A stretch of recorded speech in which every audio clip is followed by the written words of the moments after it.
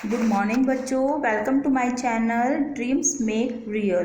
बच्चों, आज मैं आपको वर्कशीट 79 जो कि 5 अक्टूबर 2020 डेट की है और जो क्लास 6 to 8 सभी क्लासों के लिए कॉमन वर्कशीट है, आज मैं आपको समझाकर अच्छे से सॉल्व कराऊंगी। तो पूरी वीडियो अच्छे से आप लोग ध्यान से देखना।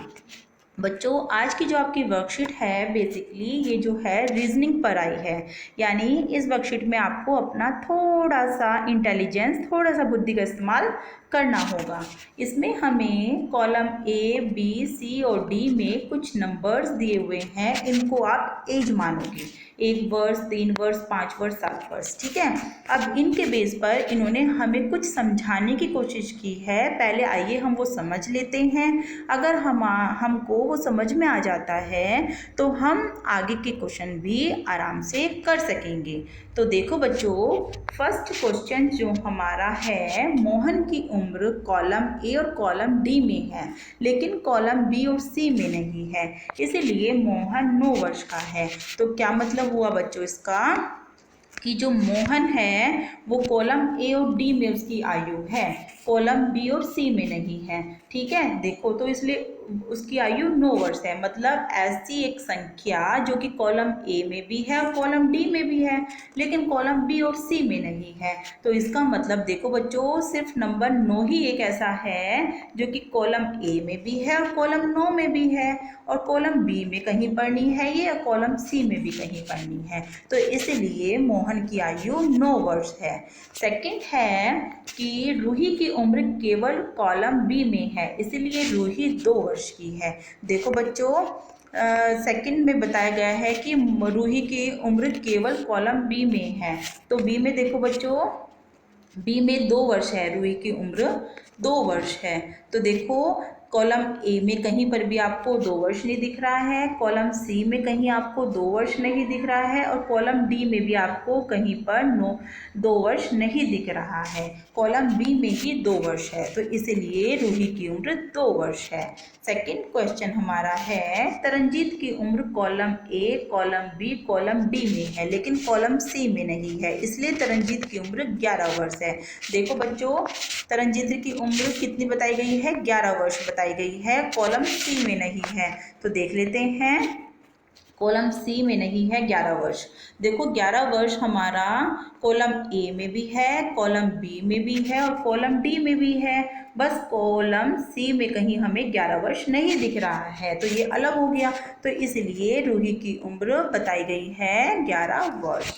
चौथे नंबर का प्रश्न बच्चों हमारा है, जॉन की आयु column A, column B, column C के साथ साथ कॉलम डी में भी है, इसलिए जॉन की उम्र 15 वर्ष है। इट मीन्स जो संख्या कॉलम ए में है वो बी में भी होनी चाहिए, सी में भी होनी चाहिए और डी में भी होनी चाहिए, ठीक है। तो आइए देख लेते हैं इसको भी हम। देखो 15 वर्ष बताई है जॉन की उम्र, तो इसका मतलब 15 वर्ष ए कॉलम में भी है, 15 वर्ष बी कॉलम में भी है, 15 वर्ष सी कॉलम में भी है और 15 वर्ष डी कॉलम में भी है। तो ठीक है बच्चों, अब आपको ये चारों समझ में आ गए हैं। अब हम कुछ आगे के प्रश्न कर लेते हैं, ठीक है। आइए इन सवालों को हल करने का प्रयास करें। नंबर 1 है, रोहित की उम्र कॉलम ए और कॉलम सी में है लेकिन कॉलम बी और डी में नहीं है, रोहित की उम्र का पता लगाइए। बिल्कुल लगा देते हैं। चलो बच्चों, बी और किस में नहीं है? बी और डी में नहीं है। तो देखो कौन सा ऐसा नंबर है जो कॉलम ए में है और कॉलम सी में है लेकिन बी और डी में नहीं है? देखो कौन सा है? देखो बच्चों जल्दी से, बी और डी में कौन सा नंबर नहीं है? वो जो कि कॉलम ए में है और कॉलम सी में है। देखो 5 वर्ष है कि 5 इसमें भी है और 5 वर्ष इसमें भी है, और हमारा बी में कहीं 5 वर्ष नहीं है और डी में कहीं 5 वर्ष नहीं है। तो इसका मतलब क्या हो गया बच्चों? रोहित की उम्र कितनी हो गई? 5 वर्ष। इसका आंसर हो गया। सेकंड नंबर का प्रश्न हो जाएगा कि सलमान की उम्र कॉलम बी, सी और डी में है, इसका मतलब कॉलम ए में नहीं है। तो सलमान की उम्र का पता लगा लेते हैं। ऐसी संख्या जो कि कॉलम बी में है, सी में है और डी में है लेकिन कॉलम ए में नहीं है। देखो कौन सी संख्या है वो, जो कि कॉलम बी में, सी में और डी में है, लेकिन कॉलम ए में नहीं है। देखो बच्चों कौन सी है वो, जल्दी से आप लोग पता लगाइए। हम लोग पता लगा लेते हैं। 14, देखो 14 जो है कॉलम बी में भी हो गया, कॉलम सी में भी, कॉलम डी में भी, लेकिन कॉलम ए में कहीं हमें 14 नज़र नहीं आ रहा है। तो इसका मतलब इसका आंसर क्या हो जाएगा हमारा 14 वर्ष सेकंड का।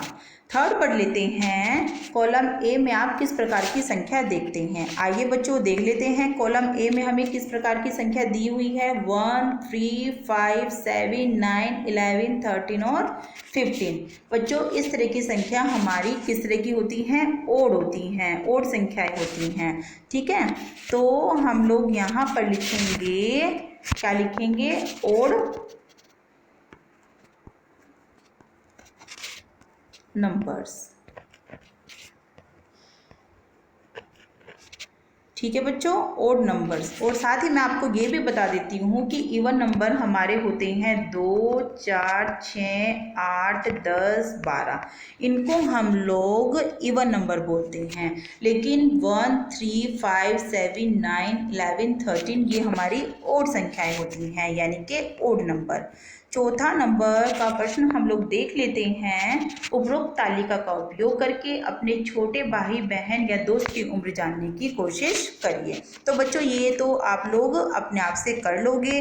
अब मैंने आपको सारा समझा दिया है, तो इसके बाद आप लोग इसको आसानी से कर लोगे। ठीक है बच्चों, अगर आपको मेरी वीडियो समझ में आ रही है तो आप मेरी वीडियो को लाइक करो, कमेंट करो और आने वाली वीडियो आप तक पहुंच जाए, इसके लिए आप मेरे वीडियो को सब्सक्राइब कर देना। जो नीचे रेड कलर का बटन है इसको आप दबा देना और बेल आइकन भी दबा देना, तो आपके पास आने वाली मेरी अगली वीडियो भी आ जाएगी। Thank you.